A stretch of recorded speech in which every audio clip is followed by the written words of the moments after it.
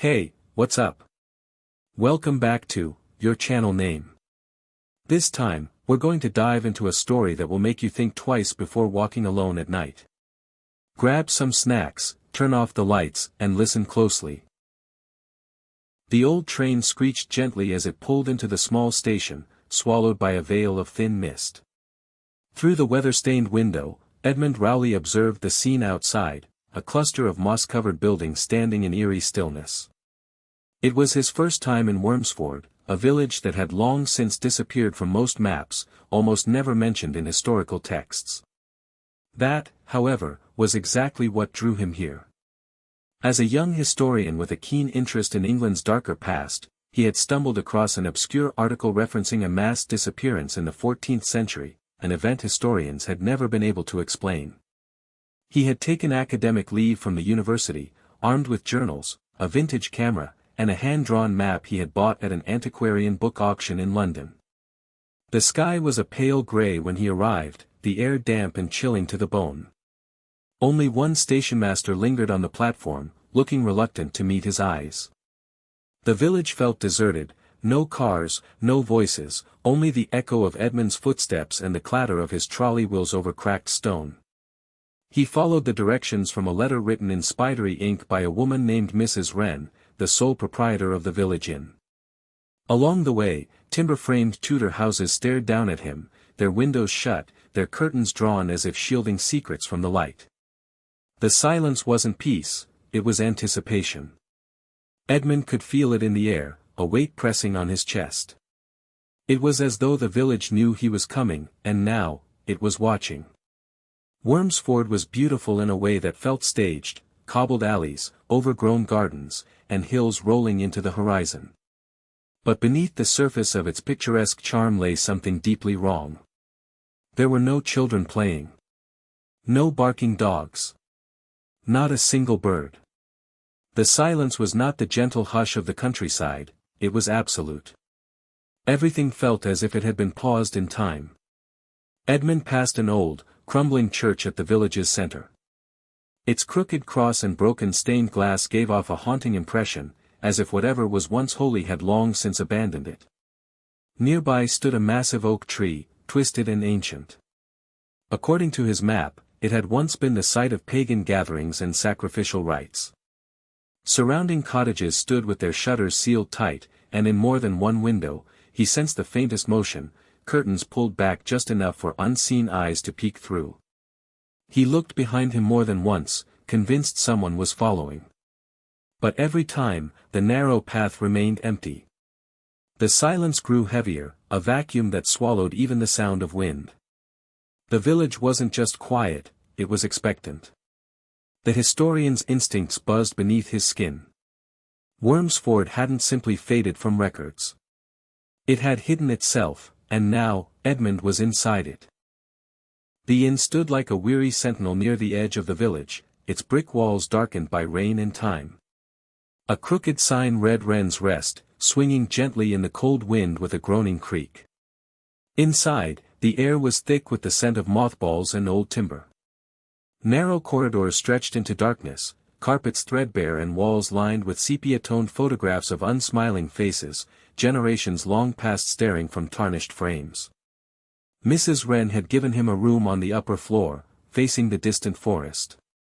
The room was tidy, but everything inside looked as though it hadn't been moved in decades. A large mirror with a frame carved into the shape of entwined serpents loomed over the dresser.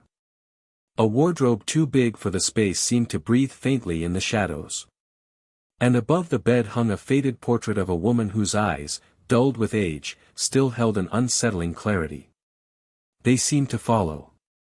Outside the window stood the moss-covered remnants of what might once have been a stone chapel or watchtower, forgotten and nearly devoured by time. No welcome tea. No idle chat. Only Mrs. Wren's pale smile and her silent retreat behind a thick velvet curtain. That night, as the winds howled against the walls, the house creaked not like wood shifting with age, but like something moving quietly through its bones. Edmund lay in bed, alert and sleepless, surrounded by a house that felt more like a tomb than shelter. Sometime past midnight, as the wind raged and branches scraped against the windows, Edmund woke to a strange sound. Not the creak of settling wood, but something softer, rhythmic, deliberate. A whisper. Faint at first, almost indistinguishable from the moaning wind. But as he sat upright and listened more closely, it grew clearer. It was not the wind. It was a voice. Coming from the wall. He leaned in, pressing his ear against the cold wood. The voice was quiet, female, possibly, but ancient. It murmured in what seemed like Old English, phrases that made little sense except for one name that stood out, repeated twice. Rowley. His own surname. His chest tightened. He stepped back, breath caught in his throat. Was it a trick of the mind? An auditory illusion born from fatigue and paranoia? Or had something within these walls truly spoken, and not just spoken, but called out to him by name? For several minutes, Edmund sat motionless on the edge of the bed, replaying what he'd heard. The house had gone silent again. He tried to reason with himself. Perhaps it was nothing, just wind echoing strangely through old pipes or a draft between wall panels. Or maybe the wood was hollow and carried sounds from another room. But then he remembered the voice. Clear. Direct. And that name. His name. Not Edmund. Not a general call. But Rowley, a name few outside his academic circle even knew. That was the part he couldn't explain away. He scribbled hurried notes into his journal by candlelight, trying to describe what he'd heard. He'd come to Wyrmsford seeking forgotten stories. He hadn't expected to become one. The rest of the night dragged on in silence. But even without the whispers, the room felt full. As though something unseen was still watching him through the walls, no longer whispering, but waiting. Edmund woke to a thick fog that blanketed Wyrmsford like a shroud. The sun barely pierced through the milky veil, casting everything in a pale, muted glow. Determined to begin his research, he set off to the village's administrative building, which, according to his sources, housed a small archive of old records. The building sat behind the crumbling church, almost hidden by overgrown hedges and leafless trees. But when he reached it, something immediately felt off. The wooden door was bolted shut, not just locked, but sealed with iron chains looped tightly across the handles. A rusted padlock secured it in place, as though someone had wanted not just to prevent entry, but to contain something within. A faded sign read, "Temporarily closed," in smeared ink, but the decay suggested it had been, temporarily, closed for years. What struck Edmund most, however, was not the chained door, but the fact that the building's windows, once large and arched, had been boarded up from the inside. Thick wooden planks nailed haphazardly as if in great urgency. It wasn't just locked, it had been sealed. He circled the building slowly, noticing how even the ground beneath his feet felt oddly soft, as though the earth itself was reluctant to hold the structure. Whatever history the archive once preserved had been hidden away, not forgotten, but intentionally buried. And now, it seemed, someone, or something, wanted it to stay that way. Wyrmsford's church was older than any he had studied in England, its foundations weathered beyond recognition. Behind it lay an old graveyard, barely maintained. Most of the tombstones had sunk into the ground or snapped in half, names lost to erosion. But it was the stones at the very back, those leaning against a collapsed wall, that caught Edmund's attention. Unlike the other graves, these were circular and flat, with carvings unlike any Christian symbology he'd ever seen. Interlocking serpents, crescent moons enclosed in triangles, and what looked like crude depictions of a figure kneeling before a spiral. The glyphs resembled pre-Christian iconography, perhaps even Druidic, but with a darker, unfamiliar edge. He knelt to inspect them more closely. Each stone bore burn marks, blackened around the carvings as if scorched by ritual. Moss clung to their surfaces like old blood. On one particular stone, he found something chilling, his surname, Rowley, etched faintly near the edge, barely visible under centuries of grime. A deep unease settled in his chest. The graveyard wasn't a place of rest. It was a place of warning. Later that day, Edmund entered the only shop still open, a general store operated by a hunched old man whose eyes darted toward the floor whenever Edmund approached. The shelves were lined with dusty tins and faded labels, untouched by modern branding. As Edmund inquired about village history and the locked archive, the man grew visibly tense. Every villager he encountered behaved the same. Whispers stopped when he passed. Conversations died mid-sentence. No one asked where he was from. No one offered help. No one even looked at him directly.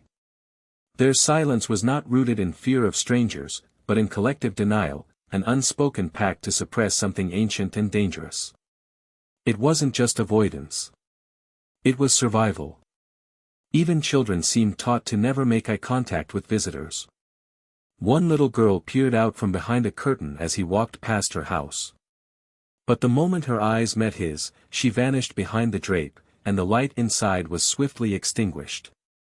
It became clear that Edmund's presence had stirred something in the villagers, something they had worked hard to keep buried. Darkness fell swiftly in Wyrmsford. The inn's hallway lights flickered constantly, casting moving shadows that played tricks on Edmund's eyes. He returned to his room and double-checked the locks, unable to shake the feeling that something was already inside with him.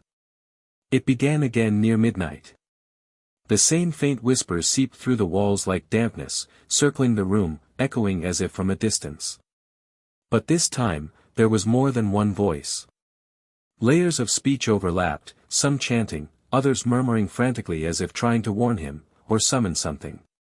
His blood ran cold as he realized one of the voices wasn't whispering, it was breathing. Slow, labored, right behind the mirror above the dresser. The glass trembled slightly in its frame, though no wind stirred the room. He stared at his reflection. For a split second, he thought he saw someone else standing behind him. A woman, dressed in tattered robes, eyes black and hollow, with lips moving silently behind the glass. Then she vanished. The next morning, after another sleepless night, Edmund wandered the inn.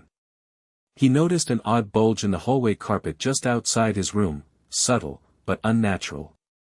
Pulling the edge back revealed a square outline of rotted wood, marked faintly with the same serpent design from the graveyard stones. A trapdoor. Dust fell from the seams as he pried it open. Beneath lay a narrow wooden ladder descending into complete darkness. The air that escaped was thick, heavy with the smell of damp soil and something more metallic, like rust or dried blood. It wasn't just a cellar. It felt like a burial chamber. As he leaned closer, he noticed the floorboards around the trapdoor had been freshly reinforced with nails, many of them bent, as if hammered in with urgency. Someone had tried to keep it shut. But why had Mrs. Wren never mentioned it? And why was it directly beneath his room? The decision to descend into the dark space beneath the trapdoor came not from courage, but compulsion. Something in the back of Edmund's mind, a pull, like a whisper carried on instinct, urged him downward. With a flashlight in one hand and a growing sense of dread in his chest, he climbed carefully down the ladder, each rung creaking as if warning him to turn back. The air changed immediately. Cold, wet, and stale, it carried a silence that pressed against his ears.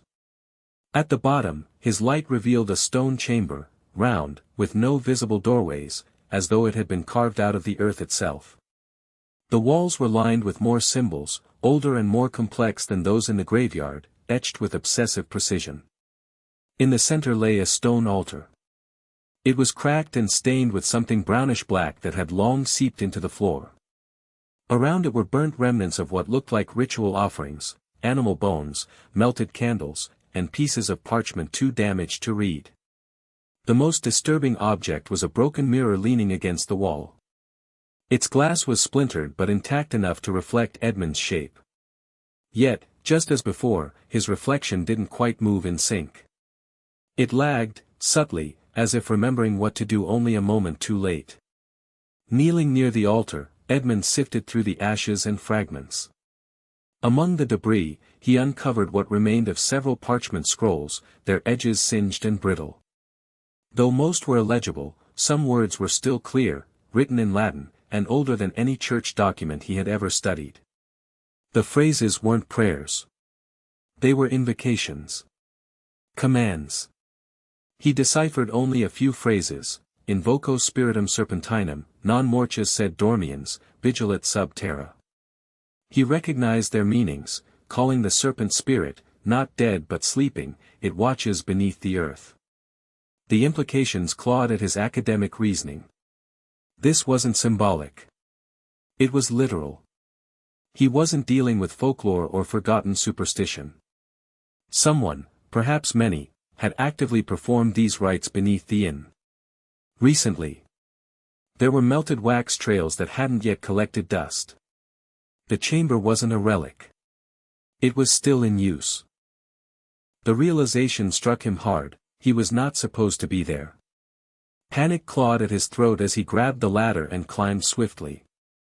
The chamber felt like it was breathing now, faint but rhythmic, pulsing with a presence just beyond the edges of sight. He reached the top and pushed the trapdoor, but it refused to budge. No latch. No lock. Just resistance, as if something heavy pressed from above. He pushed harder. Still nothing. Then came the sound. Not a voice, not quite. A low, droning hum, vibrating through the walls and into his bones. A language without words. Not heard, but felt. His flashlight flickered violently, and for a moment the chamber was plunged into total darkness. When the light returned, the reflection in the broken mirror had changed. His face was no longer alone. Behind him stood the robed woman again, closer now. Her head was tilted unnaturally, and in her hand, she held a length of the very same chain that had sealed the archive door. When the trapdoor finally creaked open, it did so slowly, without assistance. Light poured in weakly, twilight, not morning. Edmund crawled out, breathless and shaken. Dust covered his clothes, and his fingers were numb from gripping the stone ladder for so long. He stumbled into the hallway and looked at his watch. What had felt like 20 minutes below had been almost 5 hours. Mrs. Wren was nowhere to be found, and the inn was eerily silent. No creaking floors. No flickering lights. Just the quiet hum of old wood settling into the night. The entire building felt abandoned, though he knew someone, something, had been above him all that time. He shut the trapdoor and dragged a heavy dresser over it, then collapsed onto his bed, sleep evading him as shadows danced on the ceiling. But he knew what he saw. He knew what followed him out. His dreams were thick and vivid, like wading through tar. He saw the village from above, but it was not the Wyrmsford he knew. It was older. Smaller. Surrounded by forests long vanished and homes made of stone and straw. In the dream, people wore robes and masks, gathering in a circle around a pit. From the pit came the sound of hissing, thousands of serpents slithering just beneath the surface, their scales grinding against one another like whispers. They weren't ordinary snakes. They were pale, blind, and fused together at the tail, forming a writhing mass of bone and muscle. In the center of the pit, a woman stood with her arms raised. Her eyes were black voids, and when she opened her mouth, smoke poured out. She wasn't speaking. She was releasing something. As Edmund watched, the ground cracked open and the serpents began to rise, not from one spot, but from beneath the entire village. The land itself breathed through them. He woke in a cold sweat, heart hammering, the dream still clinging to him like wet cloth. Outside his window, the fog had returned, thicker than ever. And something moved in it. Morning light did little to clear the haze from Edmund's mind. The village air felt heavy, and the silence had gained weight. As he rose and drew back the curtains, a chill crawled up his spine. The bedroom window bore faint, claw-like scratches across the lower corner of the glass. Not on the outside, as he first assumed, but the inside. The gouges followed a pattern, almost like tally marks, as if something, or someone, had been trying to count down the nights spent in this very room. He hadn't noticed them before. And yet, they seemed too old, too settled into the pain to be recent. The glass itself bore the faintest grey hue around the marks, as if stained from within. On the windowsill lay a single strand of coarse, black hair, long, wiry, and completely out of place. He lived alone. The inn had no pets. No one had entered the room. At least, not anyone living. He swept the hair into an envelope, hands shaking, unsure whether to preserve it or rid himself of it. Desperate for answers, Edmund made his way to the Church of St. Ethelward, a modest structure built in the Norman style, weathered but dignified. Inside, the caretaker, an old man with hollow eyes, allowed him access to the dusty archive room. Edmund pored over centuries-old ledgers, sermons, and burial records, searching for anything connected to Wyrmsford's peculiar name. Tucked deep within a crumbling record book, bound in fading green leather, he found an entry dated 1641. The handwriting was careful, yet anxious, the ink darker than the rest, freshly replenished for a warning. It spoke of a heretical sect known locally as the Keepers of the Wyrm, who practiced blood rites in a hidden sanctuary beneath the earth. The sect believed the village lay above the sleeping body of an ancient serpent god that would one day awaken and consume the sins of the land. The records were vague, censored, and many pages had been torn out. But two things were clear: the church had known about the cult. And the name Wyrmsford was not an accident.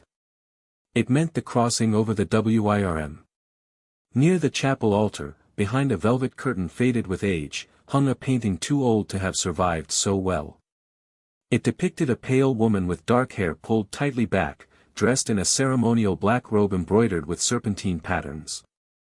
Her eyes were almost colorless, staring outward with a cold authority. She held a book in one hand and a chain in the other, the very same style of chain he had seen in the inn's hallway and in the reflection underground. Edmund's blood turned to ice. It was her. The same woman who appeared in the graveyard, who stood behind him in the mirror. Her face hadn't aged a day. No name was listed on the plaque beneath the portrait, only a phrase in Latin: videtur, sed non extinguitur, it is seen, but not extinguished. She wasn't folklore. She was real. Preserved not just in memory, but in legacy. And perhaps, in something darker. Back at the inn, Edmund attempted to distract himself with research, but concentration slipped like water through his fingers. As night blanketed the village, the silence sharpened. And then the sound came. Scratching. Not in the walls. Not on the windows. Beneath the floorboards. Faint at first, like a mouse. Then heavier. Slower. Rhythmic. It moved in deliberate lines beneath the wooden planks, pacing in an oval loop, just beneath the bed, then toward the door, then circling back. The sound grew louder, as though whatever it was had claws. Long ones. Occasionally it paused, then tapped gently. Once. Twice. 3 times. Like a signal. He dared not move. He dared not speak. When he finally gathered the courage to turn on the light, the sound ceased instantly. As if it had known. Sleep was a distant hope. Edmund waited for sunrise, then searched the attic where Mrs. Wren had kept old documents. Among water-stained boxes and crumbling receipts, he discovered a roll of parchment bound in red string. Blueprints. Dated 1823. They showed the original design of the inn before renovations. And there, beneath the guest wing, a hidden tunnel, running from the trapdoor chamber beneath the hall to a small, sealed alcove directly beneath the room he occupied. A note was scribbled in the margin in faded ink: "Do not reopen." Buried for a reason. Edmund traced the tunnel's path on the map, then marked it against his room's floor. The scratching the night before hadn't been imagined. Something had been moving beneath him. Something that was not supposed to be awakened. The tunnel was not empty. And it had begun to stir. Over the next few days, Edmund's grasp on reality grew brittle. The whispers began quietly, like wind seeping through the stone cracks of the old inn. At first, he dismissed them as tricks of fatigue or the settling of the building's ancient timbers. But the whispers persisted, and they weren't in modern English. He'd studied languages in his academic years, and the guttural cadence of the voice was unmistakable, Old English, spoken in the dialect of early Wessex, a tongue not heard aloud for centuries. The words were fragmented: Wakesen Wirm, the waking Wirm, Blodofrung, blood offering, Nightqualk, night torment. They weren't just echoes. They were deliberate. They addressed him. He recorded one of the whispering episodes using his phone, hoping to study the phonetics. But when he played the audio back, it was just silence, followed by a long, static screech that nearly ruptured his speaker. The whispers were not meant to be captured. Only heard. One morning, as the sun barely brushed the windows, Edmund found a folded piece of paper on the floor just inside his room. No footsteps in the hall. No sound of a door opening or closing. The note was written in hurried handwriting, as though the writer had scrawled it in fear. It contained no greeting, only a short message. The thing beneath does not sleep.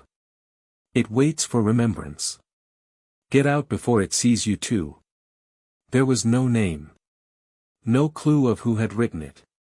But the phrasing echoed something Edmund had read in the forbidden church records, that the Wirm did not feed on bodies, but memories, that to be seen by it was to become part of its waking world, never forgotten, never free.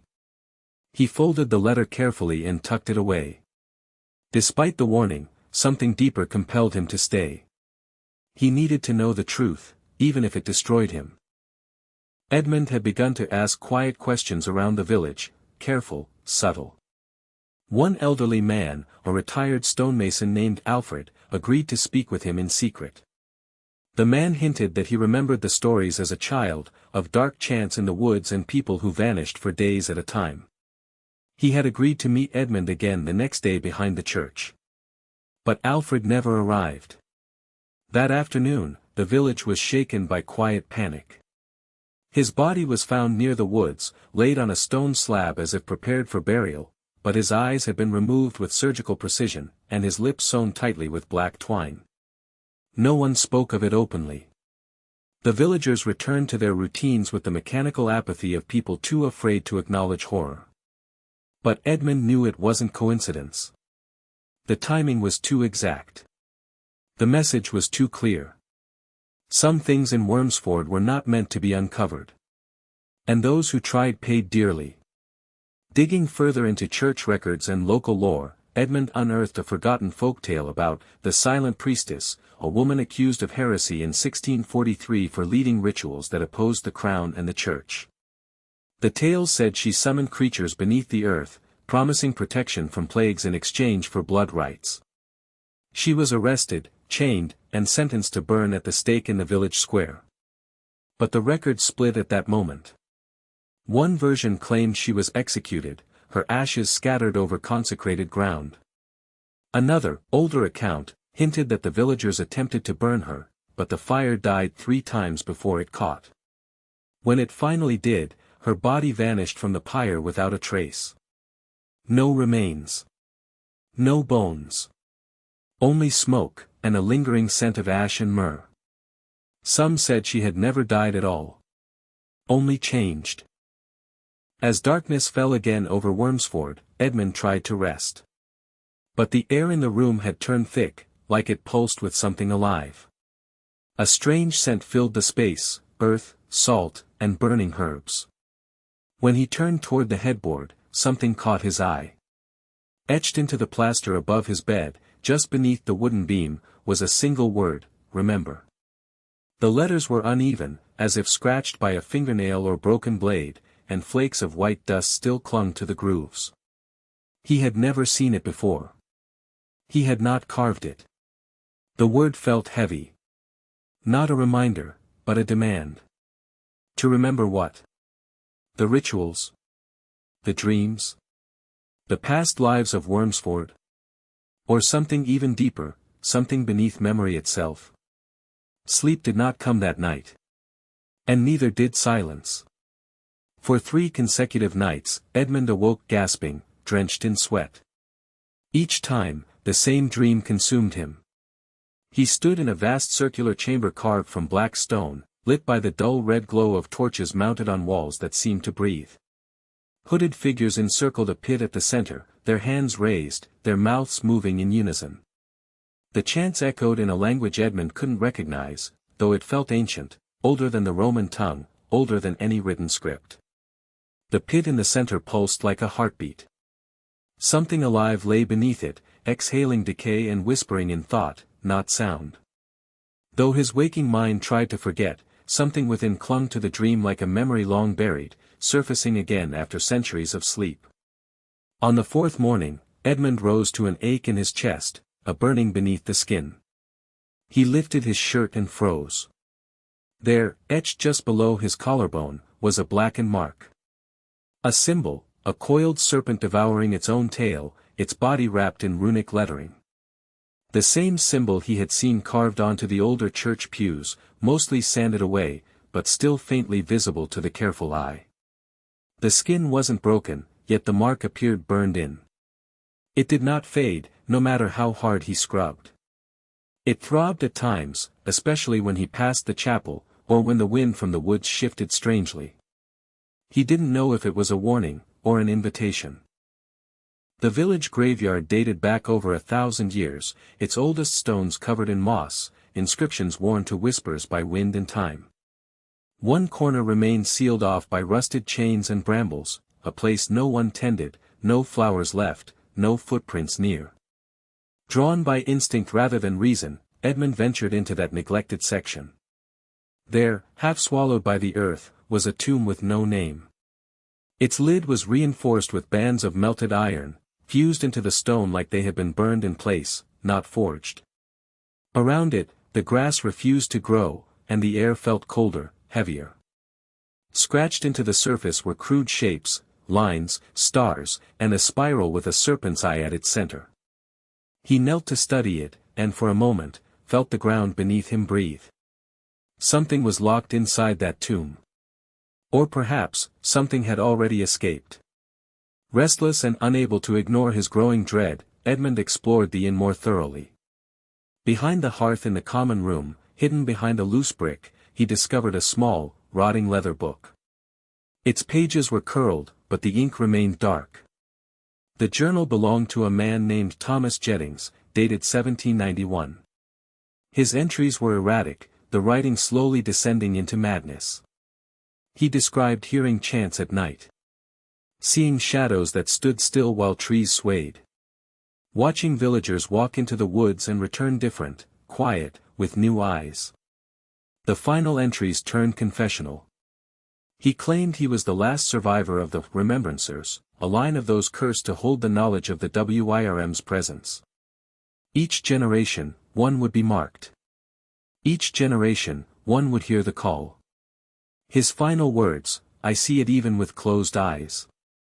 Beneath stone, beneath word. It is not dead. It only waits for the right voice." Just before dusk, Edmund wandered beyond the village path where the trees thickened and birds fell silent. There, where roots knotted like veins and fog coiled low across the ground, he saw something protruding from the soil. He cleared away the dirt and vines, revealing a half-buried stone archway, carved in the same black stone as the dream chamber. Faded letters wrapped around the top like a curse, but one part remained sharp and new. His name. Etched cleanly, recently. Not Edmund's surname. His full name. As if the stone had been waiting for him. The archway led nowhere visible, swallowed by darkness and overgrowth. But as he stared, he felt a pressure behind his eyes, a hum deep in his bones, and a voice, no longer in Old English, whispered a single word. "Welcome." From his window, as mist curled over the village like a living shroud, Edmund saw movement along the tree line. One by one, villagers emerged from their homes. Quiet. Mechanical. Each held a single candle, its flame protected by a glass jar. There were no words, no footsteps, just a procession of shadows flickering toward the forest. Compelled by instinct, Edmund followed at a distance, careful not to break a branch or stir the silence. The path twisted deeper than he'd ever dared go, until the trees thinned near a stone clearing he'd never seen on any map. There, the villagers formed a circle, and without any signal, knelt in perfect unison. The candles were placed in a spiral around them. No one looked at each other. No one spoke. The flames burned blue. At the very center of the spiral, the soil cracked. A groan, like the earth exhaling, trembled through the clearing. Something began to rise, not crawl, not walk, but lift unnaturally from beneath the ground, as if hoisted by invisible strings. The figure wore long robes that shimmered like wet bark, and on its face was the mask Edmund had seen nailed to the church wall, bone-white, hollow-eyed, mouth sewn shut. The mask that, according to legend, had belonged to the silent priestess. Though the villagers remained motionless, the figure turned its head slowly, scanning the circle, then pausing. Its head tilted in Edmund's direction. He ducked. But something told him he'd already been seen. The silence broke in an instant. Every candle went out at once. Not blown, not faded. Snuffed, as if by a great breath beneath the world. Darkness consumed the clearing. Then came the smell, soil that had been buried too long, mixed with something ancient and rotting. It wasn't death. It was before death, something still fermenting in the womb of the earth. The villagers stood without cue and began walking back the way they came, unhurried, unaffected. Some of their eyes glowed faintly. Others left footprints that sizzled on the wet moss. Edmund remained hidden until the last had passed. When he returned to his room, he found dirt on his own boots, though he didn't remember stepping in any.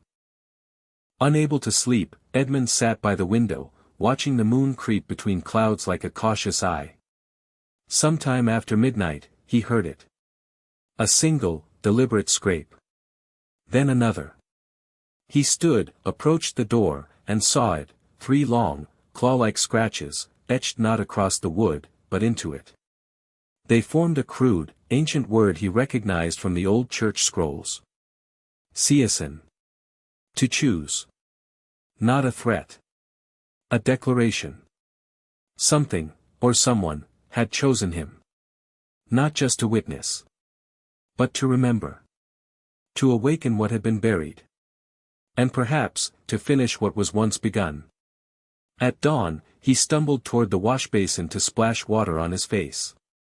The mirror above it was cracked in the corner, nothing new. But as he leaned forward, he froze. His reflection didn't move with him. It lagged. Just slightly. Just long enough. And when it did move, the eyes in the glass were not his. Not exactly. They were too black. Too old. And they were smiling. The next morning, Edmund returned to the chapel, drawn by the strange mark on his chest that throbbed with a dull heat each time he neared its stone walls. Guided by instinct, he pried loose one of the cracked floor tiles near the pulpit, revealing a hollow beneath. Inside, wrapped in decayed cloth, was a brittle scroll, aged but preserved. It wasn't scripture. It was a map. It showed the village as it once was, centuries ago. But below the streets and homes lay a web of tunnels, spirals, and sealed vaults that converged beneath a symbol, a circle of thorns enclosing a single eye. One line, drawn in red, led directly from the chapel to the tomb he had found in the graveyard. Another, faint but visible, led to the forest clearing. And all lines pointed to one word, scrawled beside the symbol. Adhalith. Returning to the hidden journal of Thomas Jettings, Edmund searched every page for the name.